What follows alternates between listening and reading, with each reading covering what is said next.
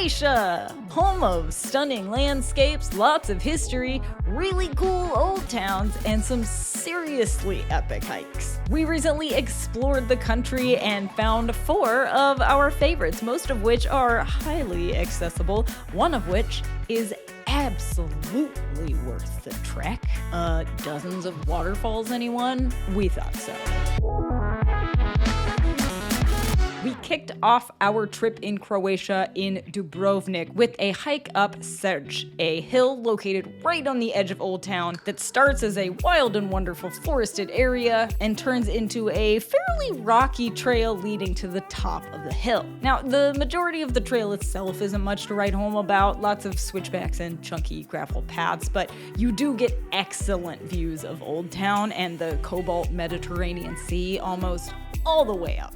And once you do get to the top, oh, you're in for a treat. There's a massive fort at the top that you can explore, but personally, I'm more interested in what Mother Nature brought to the party than mankind. So wander past the fort and you'll find a tumble of footpaths that lead over the rocky hill to views of the mountains in the distance, the sea, islands, and the city far below, plus miles of epic landscape. But if you really want to be impressed, time your hike so your summit coincides with sunset. Just, don't forget your headlamp for the hike down. Next up, not too far from the ferry port in Dubrovnik, is Forest Park. While the walk up the very switchbacky gravel and asphalt trail wasn't too exciting, the views at the top were pretty great. And it's a short hike, so why not give it a go? From past the power station on top of the hill, you can see for miles in every direction, including to Old Town, and over plenty of blue sea.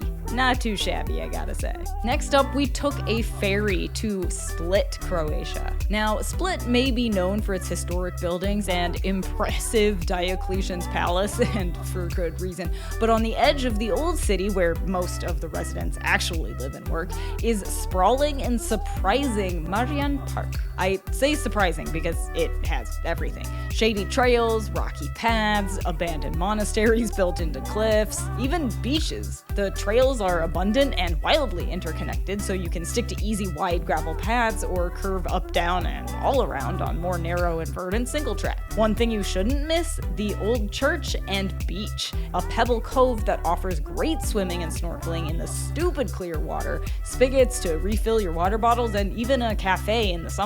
So hit it up, take some time, explore thoroughly, and enjoy an afternoon or a full day in the, quote, lungs of the city. Last up, Plitvice Lakes National Park. And holy bananas. There's a reason this park made it onto Outside's best hikes of the year list, and now that we've been there ourselves, we totally understand why. First of all, it's verdant as all get out. Second, there's a ridiculous number of waterfalls.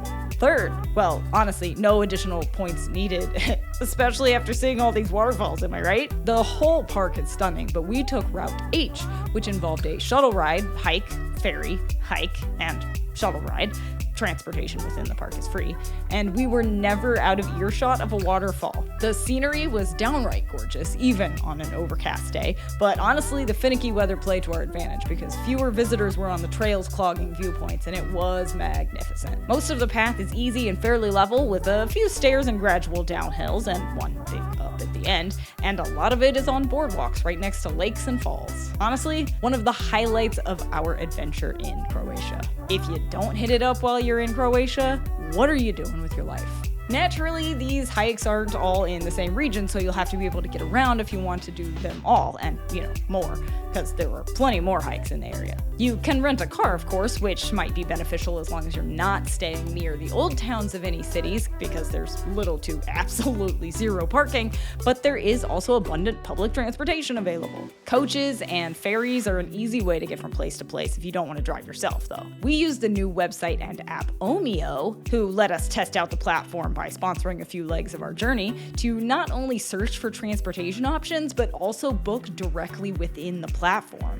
It was easy and streamlined and let us purchase ferry tickets from Dubrovnik to Split, bus tickets from Split to Zadar, and even a flight from Zagreb to Istanbul. It was especially helpful when it came to keeping all of our booking confirmations in one place and not having to search multiple platforms to find routes, then transportation options, then book those transportation options. Anyway, highly recommend, and it works all over Europe. Hiking in Croatia is spectacular, and in many places you don't even have to leave the city to reach some epic views or enjoy challenging routes.